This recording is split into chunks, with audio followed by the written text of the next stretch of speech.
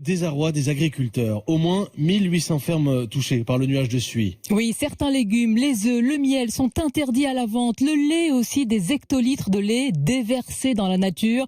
Bonjour Jean-Sébastien Soldaini. Faute de moyens de stockage, certains producteurs n'ont d'autre choix que de jeter leur production. Ils sont contraints de le faire parce qu'ils ne peuvent pas empêcher leurs vaches de produire et ce lait ne peut pas être stocké indéfiniment dans ce qu'ils appellent un tank, un grand réservoir. Donc depuis jeudi, Sophie Lacaisse a choisi de déverser 6400 litres sur une de ses parcelles. On vide notre tank à lait, donc avec un lait susceptible d'être contaminé, dans notre fosse à lisier. C'est de l'engrais pour l'épandre ensuite sur nos terrains. Où est le lait pollué? Est-ce qu'il va se retrouver dans la plante? Donc vous le retrouverez, vous, dans votre assiette avec le blé, avec l'orge. Est-ce qu'il va s'écouler vers les nappes phréatiques? S'il va vers les nappes, ça veut dire que c'est la population qui va boire cette eau polluée.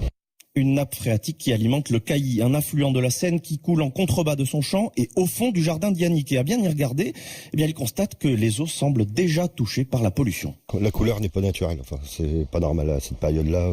Quand il pleut énormément, je le tourne au marron, mais là c'est une couleur gris-noir. La source est juste à côté, à 2-3 km. Habituellement on voit le fond, on pourrait voir les poissons se promener.